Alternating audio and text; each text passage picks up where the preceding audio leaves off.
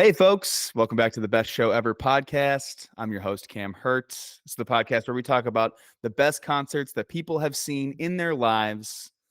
Welcome back for another fun week. We've got some great guests on this week, and you are currently in now the second half of season 2, of which we have got some really cool guests coming up. Not to mention the one that you are listening to right now. The drummer of Pigeons Playing Ping Pong. We've got Gator on this episode. Super stoked to be talking to him. This is a band that is busy right now. They've got dates.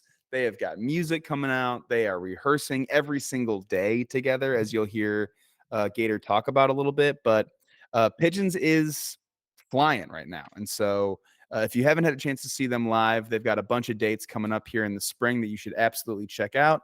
But if you have, this is a really good look into the life of their drummer Gator and his awesome shows that he's seen, the bevy of different types of concerts he's seen, like blues legends like Clapton and Jeff Beck, and you know, the people like Tool. Let me just ruin the whole episode for you guys. Let me just tell you everything that happens right now.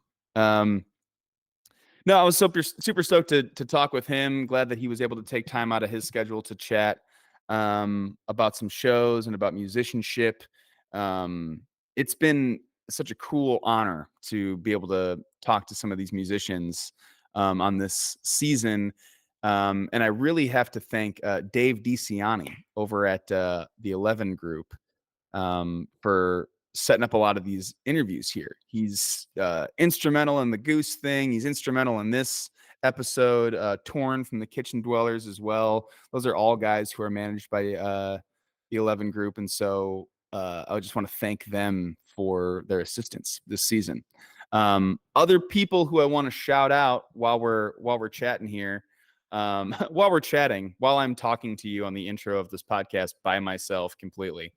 While you and I are having a little chat, would love to talk about Danny Evans from This Old Engine, poster designer, artist. It makes a lot of great art, makes a lot of great apparel.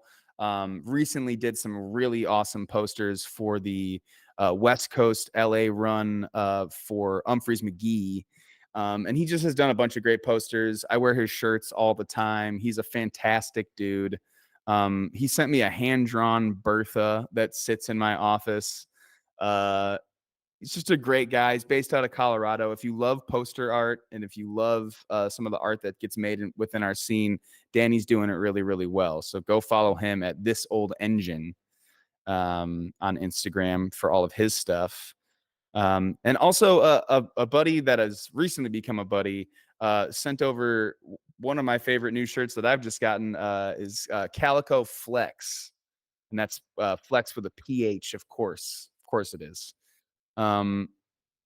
He makes a bunch of great shirts. He made a shirt that is a grilled cheese pulled apart, and then there's a 13-point in between in the cheese, which is great. I mean, come on, you gotta love that. But he also made the fish shirt that is the fish logo, but it says Giz in there. You've seen Trey wear it, and you've seen some of the other guys wear it. He sent me one of them, and I have been wearing it a ton. I love the shirt, so I had to give him a shout out for that. Calico Flex, definitely go check out that page. And again, the Flex is with a PH, because why wouldn't it be? Why wouldn't it be? And today we're not talking about fish. We're also really not talking about pigeons that much. A little bit in the intro here, but we're going to talk about Gator's best shows ever. That's just about enough intro out of me. So sit back and relax and enjoy this conversation that I had with Pigeons Playing Ping Pong's drummer Gator. First, here's a little bit of music from Loom, a song called What I Mean.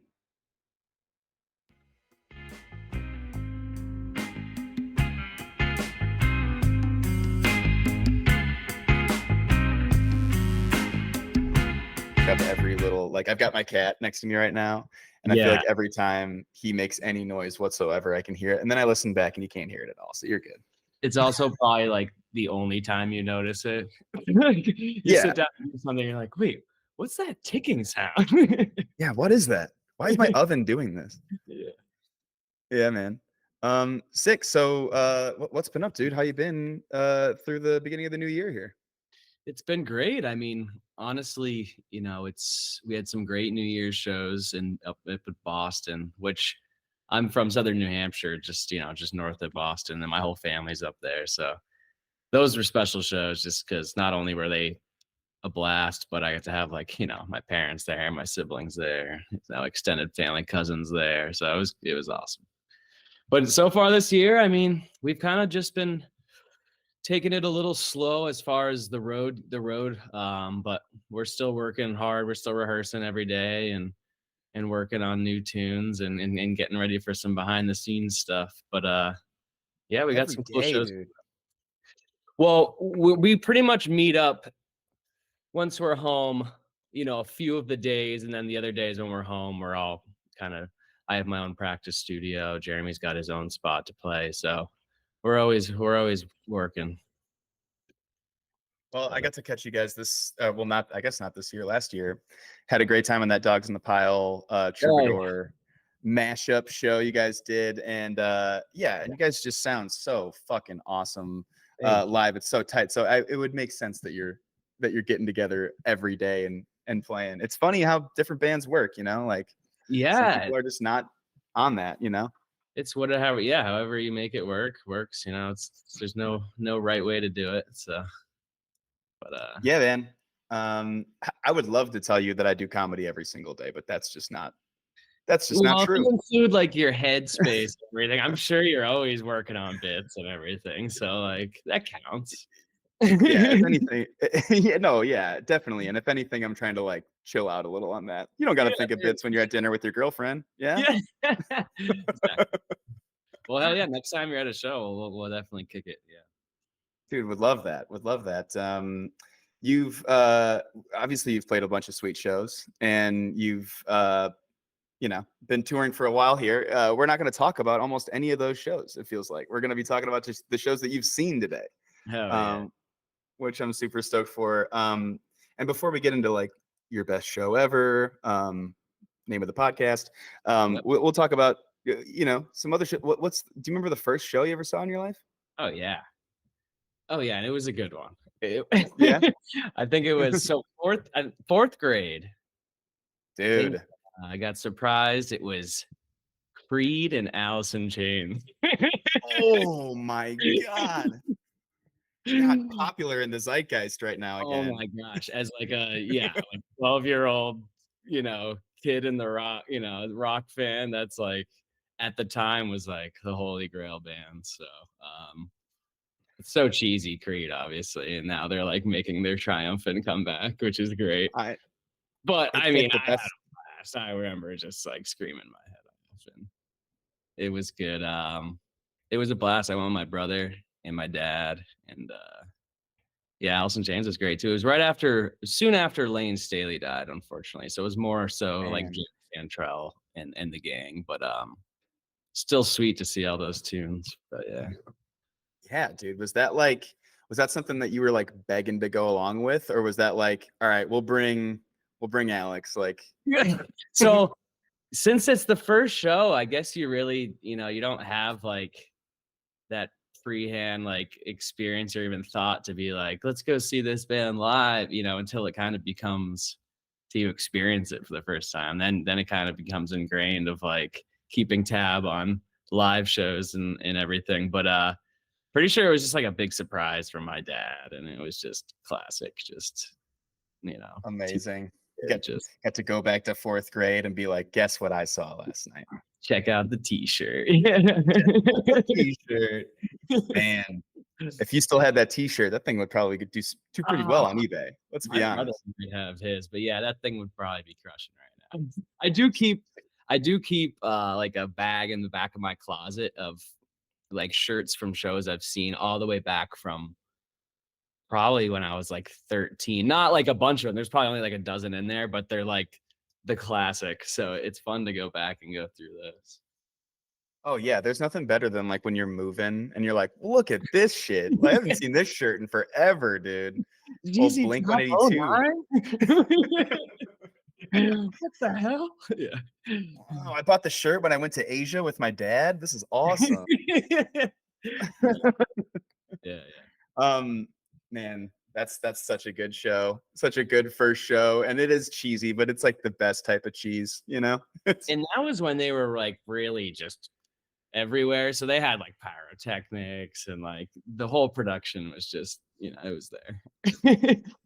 who was the headliner? Alice in Chains or Creed? No, it was Creed. I think Wow. it was one, like, opener, and then Jerry Cantrell, Alice in Chains played second, and then Creed was, like, the main headlining band. I mean, they had to be one of the bigger Man, rock bands in the world in that early dude. 2000 craziness of alt rock. Remember all my uncles like being old rock and roll guys being like, I don't know about these guys, man. Yeah, I mean, they gotta be one of the more ripped on bands. Of course, yeah. But they were simultaneously the hottest thing smoking. They were like Dane Yeah. Cook, it's like selling out huge Yeah, shows. I mean, like, everyone rips on Nickelback, they still, like, sell out arena tours. They Yeah, probably man. thrive from it. They're living pretty good, the Yeah, Nickelback guys, sure with they're your little great guys, memes. hopefully. um, and we've all gone to some bad shows too, and you don't have to put down any artists right now if you don't want to. But do you have like a weird worst kind of concert experience that you've had in the past? Well, I think it's good you say experience in the sense of, I don't I can't really think of a band I went and saw and, like, the actual musical performance really, like, let me down. There might have been some guys I saw in their older age where they weren't playing as hot, but you can kinda, like, understand.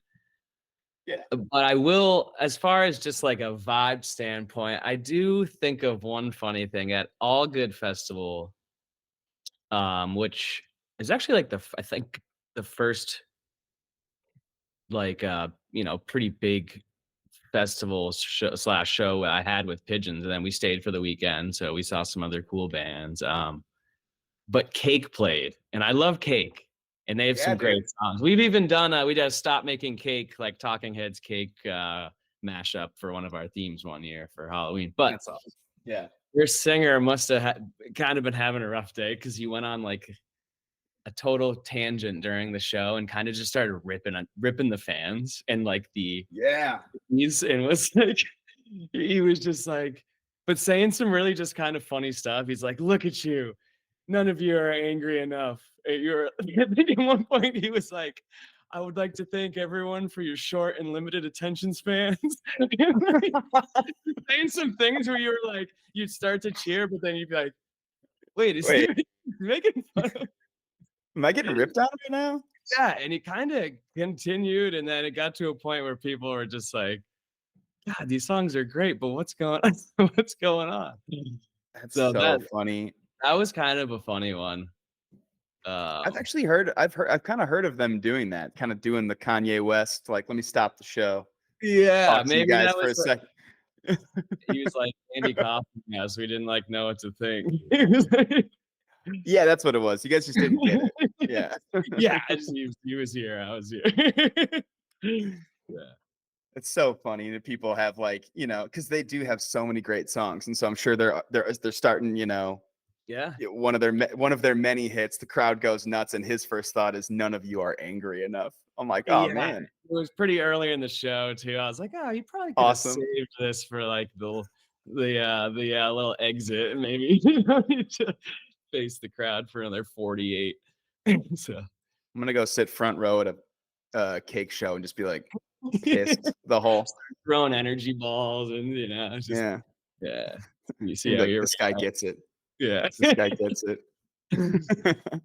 Well, I mean, it's definitely hard to it's hard to pick like a best show ever. I mean, like, even just in the shows that you played, it's probably hard to pick like this is the one, like is Yeah. our best show ever. But do you have like any honorable mentions of shows that you would be remiss if we didn't bring them up? Or For, like, great shows, yeah. yeah, Man. And it's fu so I was pretty fortunate growing up that, like, my dad, once he especially after he kinda noticed, my siblings and I kind of, take to music and show a passion in it, more. We were able, we were fortunate enough to see a lot of like shows growing up, and he wanted us to see a lot of great artists before they, were off the road for good, and um, so there were a lot of like kind of those legendary shows. I remember we saw Clapton and Derek Trucks together one show in Boston, and that was Man, like next level. Actually, Robert Cray was even playing with them too. Who's a pretty wow. underrated guitarist as well. And that Yeah. was one of those where you're just kind of jaws on the floor the whole show. And Clapton was really good about, letting everyone shine. And I think even Doyle Brommel was on the like fourth guitarist who's also like awesome. Just like So tours with Pink Floyd and like yeah, does exactly. all of the David Gilmour stuff. Like, yeah, just Yeah, incredible. right. Which Roger Waters, you know, kind of a turd, but his live I shows mean, were pretty next level. Those that's another long. dude. That's another dude who's gonna make you sit through some stuff. He's gonna show you. Maybe you want to see Pink Floyd The Wall tonight, but you're also gonna get a little speech about just like war in general, like about Yeah, how it's bad. You yeah, know, heavy stuff. But I he's, mean, he's gonna tell you something. I think one though, like, and it's funny, I've always kept a like Word document since I was like 12 years old or 13 when I saw that first show of like the big like concerts I've seen, and not like going out to a bar and seeing a band, but like kind of more bigger level shows. And I still always go back to that list, and I still have it now, and I still update it. But there was one show in particular when I was like a freshman in high school. So I think it was 2006. My brother and we loved everything. We were big Tool fans. Yeah, dude. Yeah, epic. And this was Make like right after they released 10,000 Days, which forever it was more like, is Tool ever gonna like, come back to another album? And then they released that and it was awesome. But before they started that tour, they last minute like announced like 3 or 4 like little theater shows. One of them was at the Orpheum Theater in Boston, like 2,000 people. wow. And my dad was able to get 2 tickets for it. So like after school that day, he drove us down to Boston. I remember he dropped us off at like, because Orpheum's cut out like deep in an alley at the entrance. So he dropped us off. Everyone's like lined up. The alley's just filled. And we were standing there waiting for the show, just in a big line. And I remember one of the like older guy in a tux, like an usher, comes up and he sees like my sweatshirt. It was like my high school sweatshirt. And he was like, "You go to BG, huh?" He started like asking me questions about it. And then he was like, "Do you know blah, blah, blah?" And it was actually that kid's dad. And we were friends with the kid. We had no idea. So he's like, "Follow me." So he like parted like the whole like crowd, brought us all the way like up to the front of the line, like where like the tour bus was. We got to like watch them all come off the bus and like go into the venue. And he let us like go in the venue early. So like all off the bat, it was just like, what's Oh going on? yeah, And then, yeah. we had good seat. We were right in the middle. And, to see a band that normally plays to like 25,000 play to like 2,000, like the energy just nonstop was like, you see certain shows and you have those songs where you're like singing along. Like it was just that for like 2 hours. I even went on setlist.fm before this to like, because I was looking back at old set lists from good shows I've been to. And I brought that one up, and it's literally just like a greatest hits album for just like, they played just all like the big hits. And I don't know, that was just the whole experience just felt like it was catered to like your mind. It was wild. And so that overall as an experience, and being there with my brother, and then afterwards running out, my dad's still just in his car at the end of the day. He waited like the whole time. So Wow. yeah. Stayed up. I mean, for you guys play varying levels of audiences too. Like when I saw you, that's a small room in the Troubadour, which is, a little different than what you normally play. Are you like stoked going into a show like that? Does it make you? Yeah, I mean, despite it being like a generic answer, like most, it's any size venue like really is awesome, but for those different ways, there's no denying that like when you pack kind of a a tighter, smaller, intimate room, especially one that has like history. Like you're thinking about all the craziness that's happened there. They got like the timeline, all the history on the wall, and like it definitely adds kind of like a higher energy vibe. But there's no denying going out on a big stage with a much bigger Oh like yeah. it's hard. There's different ways, but yeah, there's no denying that those club style smaller packed rooms definitely creates a vibe, like a good high energy vibe. Definitely. Yeah. And when you're, like you said, when you're a band like Tool who's playing stadiums, like, and you can Yeah, just unleash the power in a small room like that, like that's a treat for everyone who's there. It felt that way when I was seeing you guys. And again, I don't want to take it off Tool. This is about Tool. This isn't about Pigeons. This yeah, is about Tool. But it was just like, man, like this is, you know, Dogs is in that part two where they're starting to play some bigger rooms, and they also play the tighter, Asbury Park, Stone Pony type rooms. But like, yeah. yeah, it just felt like, I don't know, two bands who were excited to be in that space that night. Thanks, man. Yeah, it's fun touring with like another like young and hungry like band who just like loves to play, and they're all great guys and they're awesome. You can tell they're gonna be around. So Yeah, yeah. yeah. Any other like um honorable mention shows that you from the list, of course. Yeah, you know what? I should bring up the list. I saw Genesis with my mom, which was really cool back in high school. Obviously, it was seeing Chester Thompson play with Phil. That was really cool. Yeah. You know, a lot of the shows were just like great experiences just because they were, our oh yeah, another good one that I just remembered was we saw Tedeschi Trucks actually open for Jeff Beck. And that was Whoa. so yeah. So like Derek and Jeff, like I've always, if it ever comes up like favorite guitarists, they're always kind of in my top five. So obviously to see them Yeah, on a dude. stage together was pretty next level. And yeah, so that was pretty special night. And I think that was the first time like my whole immediate family, like my brother, sister, and parents and I like saw a show together. So it was memorable in that sense too. Those But are that's a really good bill. I mean, seeing Jeff Beck is a special thing, and like for a long time, that band that was touring with was also just really sick. Dad was a big Jeff Beck guy, so we definitely saw some of his shows, and like, you don't get to see a lot of the Yardbirds. I mean, you saw Clapton, and you're just like watching literally Jeff Beck just rip. around, That's a guy who is just like guitarist, yeah, guitarist. Like that's a guy yeah. who.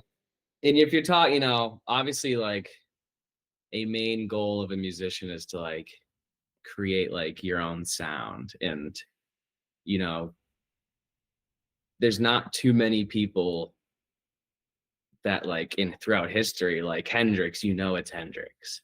David Right. Gilmour, like you can hear David Gilmour. Yeah. Derek Trucks, you can hear Derek. One and two of those guys for me, like Jeff Beck's makes sounds with guitar, had made sounds with guitars that you're like, what is happening up there? Yeah. You just know that it was him, and I think like those two guys, they had that sound. So Yeah. Derek Trucks is a very special dude. I mean, and Susan Tedeschi too is like a blues yeah, legend in her own right. So that's just like a clinic that night of guitarists. See, I honestly, when you said Tool to start off, I was like, that makes sense. Drummer, Tool, come on. I mean, yeah, of course. Danny. Some of the most impressive, yeah, some of the most impressive drumming of all time. But a lot of, I mean, yeah, guitar virtuosos, dude. That's a Yeah. good show. Is there amongst all of your shows, is there a show that sticks out like this is the best? This is the best show I've ever seen.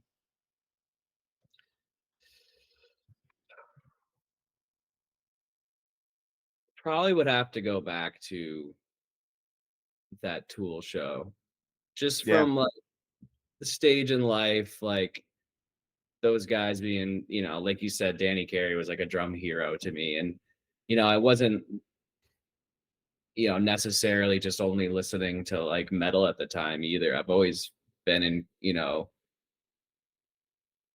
just super into all forms of music and like that just won for me, I guess it's experience, songs, crowd, and just leaving that like imprint in my mind. That one has because I'll often will sit around with my dad or my brother and always be like, "Well, what's the best one?" And Yeah. well, I don't know if I could say the best. That's just always one that pops into my head.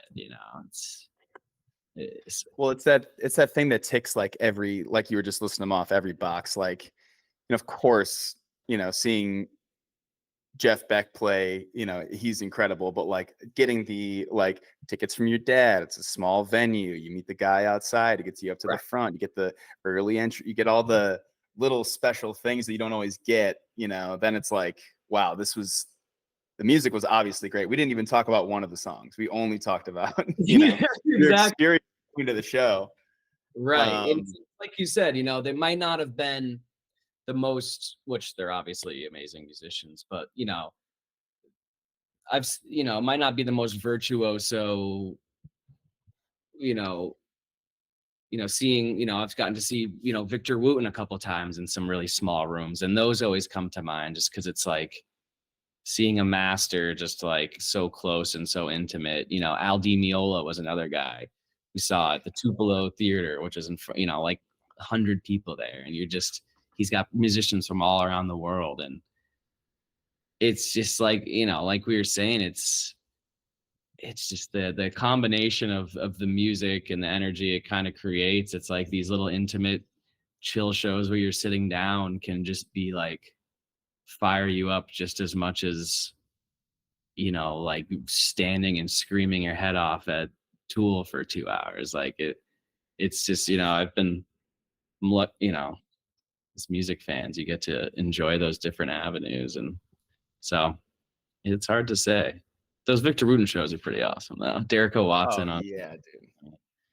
yeah, He's incredible. And yeah, I feel like sometimes you bring up like a Derek Trucks in the in our jam scene, and people are like, oh, I don't really get to dance at those shows, and so I don't really go see those shows because there's a lot of people sitting down. Or like yeah, Jeff Beck was a seated show, and Clapton, we sat down when I saw Clapton too. And yeah. like, but how could you deny yourself that? I mean, it's like, you sit It's down when just you watch Michael Jordan play, so you might as yeah, you know example, it's yeah. So it's just different experiences, and you both are inspiring, and both can are equally exciting. So Definitely. Do you feel like I mean, you guys are touring all the time, you're working on yourself all the time now, but do you have any shows that you've seen recently where you're like, shit, man, that was awesome?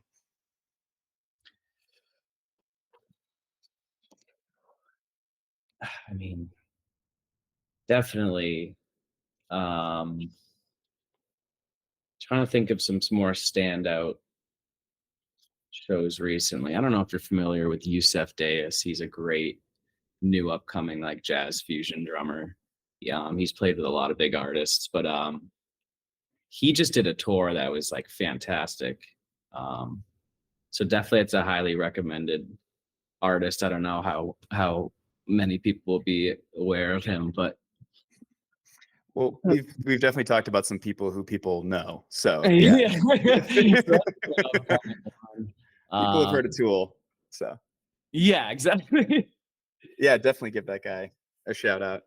you know, it's always so hard to like remember things like at the moment.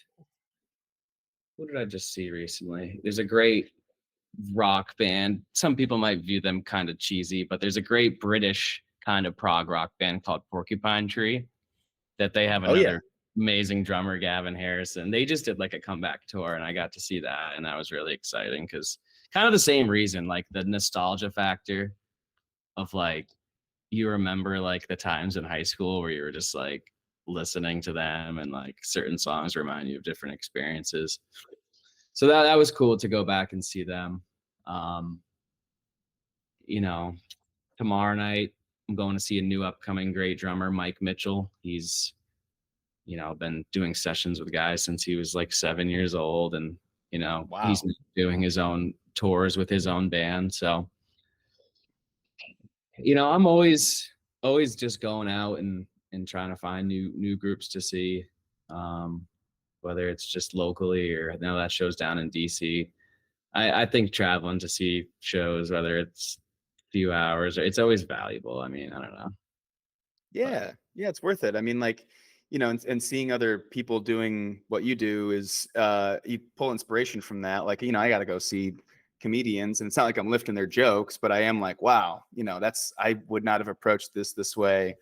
Do you feel like when you're watching some of these drummers, is this like, are you able to kind of like turn off drummer analysis guy and just enjoy the show, or are you kind of like in the soup while you're in the show?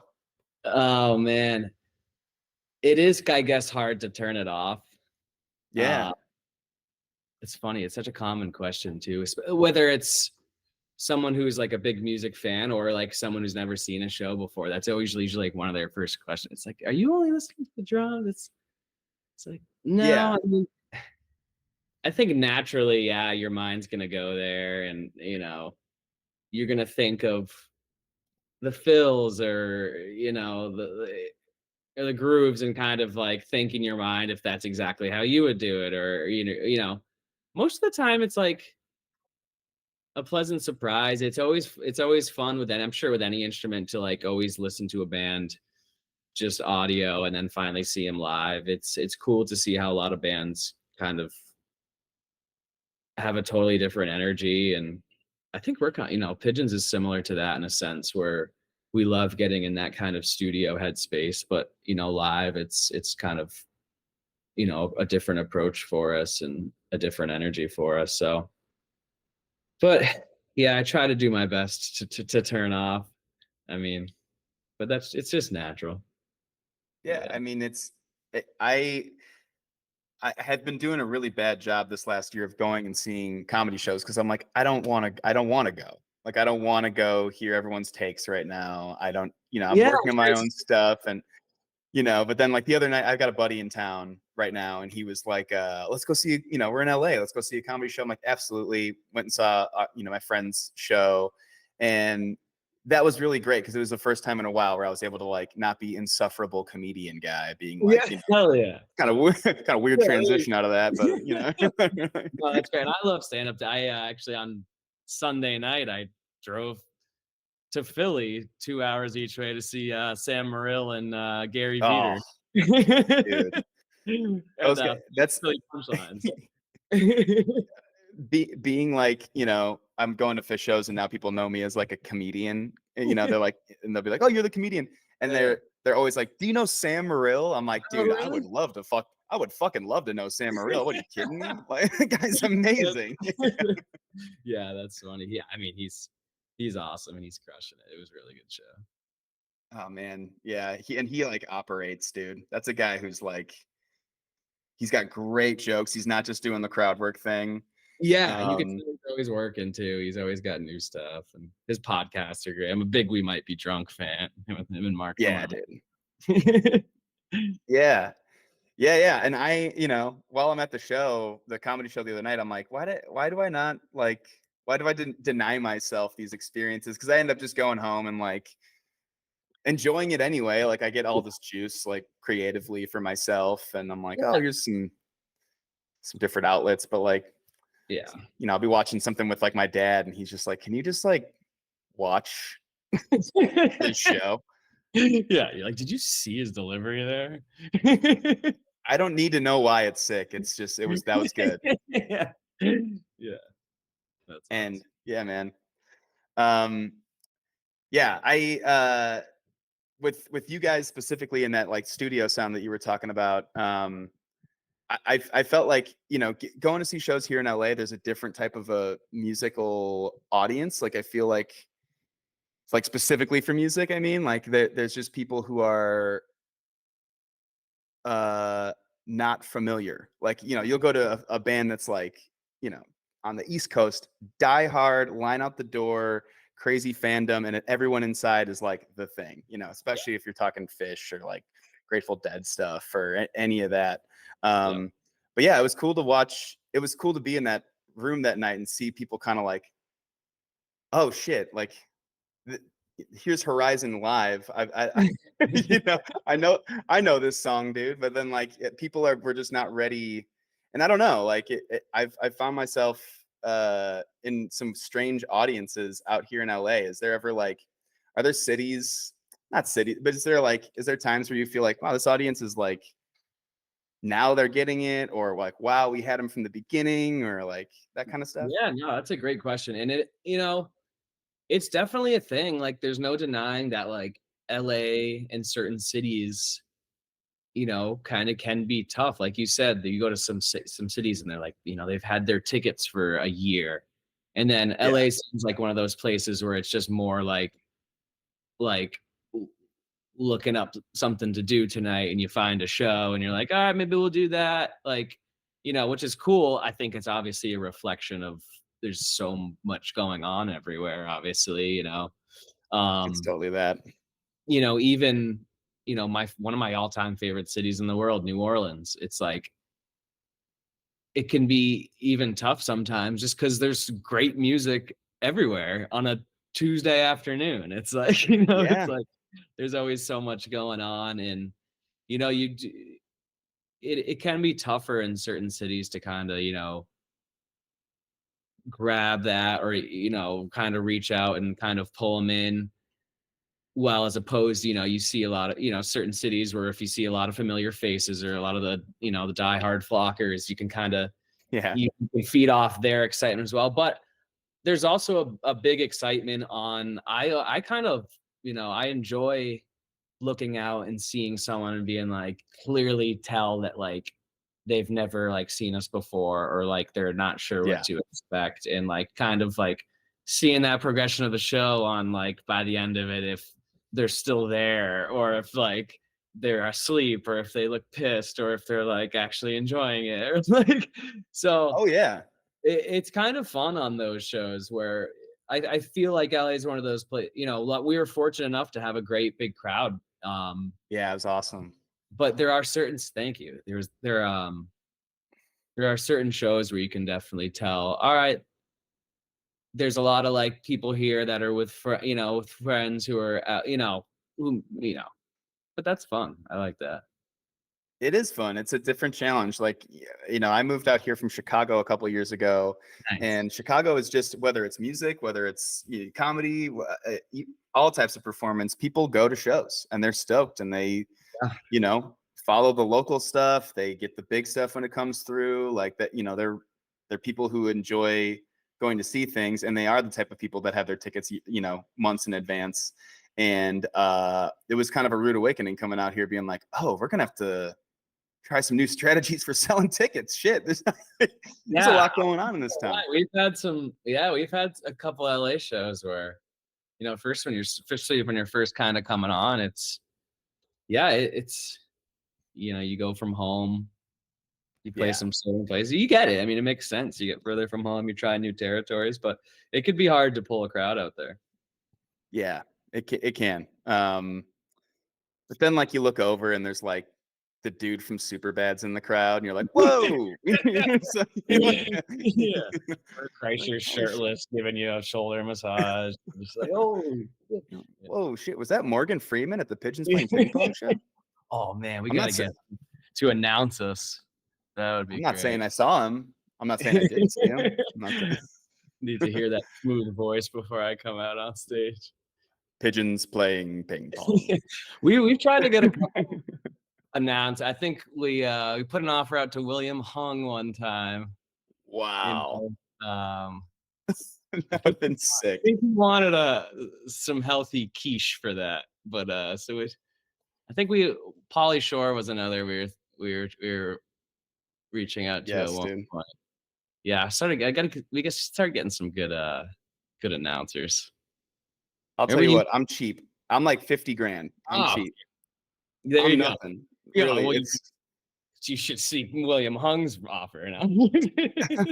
I'm separate green room. I need a helicopter to the show and 50 grand. And like then I'm happy to Yeah, announce you guys. It's yeah, really nothing. you're in. It used to be I mean, Dude, you'd see like videos from like old rock shows. They'd have a guy. Ladies and gentlemen. I mean, that shit was fire. yeah. It's like an Almost Famous. The guy who's like they're like Oh, running their yeah. tour is like the guy on the mic too. He's like, Yeah, "Stay Spinal with him." Tap. Straight out of hell, Spinal Tap. Yeah, you need Yeah, that guy. yeah. Everybody needs that guy. Well, dude, I'm so stoked that you wanted to come on and do the show, and I appreciate you talking about some of your shows that you've seen. Do you have any shows coming up this year that you guys are playing that you're stoked on? Oh, And this will um, come out like March, April-ish, just so you know. okay. Okay, so the one I was gonna mention is a little before this, but, the Yeah, Cap we would have just played the Cap Theater, and that's always a yeah. legendary fun one. That's in February. For those who are listening, they just played the Cap Theater, and it was fucking Yes. sick. Man, was it awesome. Best show ever. You know, I don't think we've announced spring tour yet. It's hard to say. I Well, feel like by the time this comes out, it would have already been announced, though.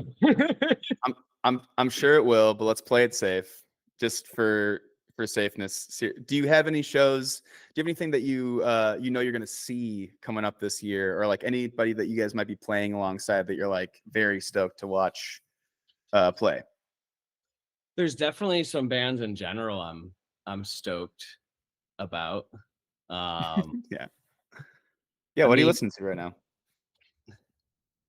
definitely been into, man, I mean, I guess just in general, like, Australian psych rock is just, like, crushing it Yeah, right now. I mean, it obviously massively crushing it. yeah, like, you have King Gizzard, obviously, who I love. Their shows are some of the more fun shows I've ever seen. Um, there's a band called Frankie and the Witch Fingers I'm really hoping to see this year. They're another Australian band Cool. that's kinda making some waves. Parcels, another Australian Yeah, band that's, like, hit the they're scene great. hard. I had tickets to see them in DC last time they were here, but someone got sick and they just weren't able to make up the show. Ah, So, Amyl and the Sniffers, that's another Australian band. Punk rock, but, like, badass. I'm pretty sure they only request, like, flash photography at their shows. It's just like a rock and roll show, like, it's that's that sick. yeah. Wow, that's Um, a cool move. there's it's always great, being able to play with other bands just in our in the kind of the jam scene, whether it's, bands like Talk, like Dogs in a Pile. That's a band that I'm sure we'll be playing plenty of more shows with. Andy Frasco is a good friend that, down the line we've played shows with. That would be another blast. So Yeah. I don't know. There's a lot of good music going down. There there is a lot of good music going down, a lot of cool stuff to see right now. Yeah. And you know what? We're not going to announce it on this podcast, but there's going to be some pigeons playing ping pong to see too in Yeah. Keep 2024. keep out for spring dates. They will be out there and we'll be making our rounds. We're always hitting the road hard. So Sick, man. I can't wait to see you when you guys come around again, dude. thanks again. Yeah, this is awesome. It was nice to finally officially meet, and we'll definitely kick it down the line. Sounds good, dude.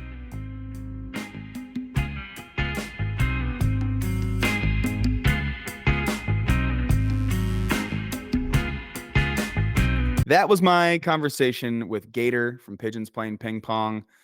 He has seen some outstanding shows. Sounds like he's going to see some outstanding shows coming up, or maybe he has already seen them since this came out a little while ago. But it was so awesome to have him on. Again, if you have not seen Pigeons Playing Ping Pong, if you have not given yourself the chance to go see them live, they're fantastic. They're incredibly tight. Their jams are great. And like he said in the beginning of this episode, they're practicing every day. I feel like it shows. My expert opinion, me, Instagram Reels comedian Cam Hurt says that they sound really good. So go check them out.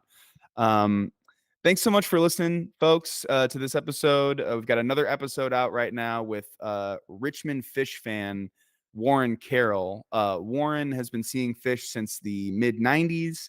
He has seen over 230 shows at this point. And Warren is a part of a group called the African Amerifans, which is a group of African American Fish fans.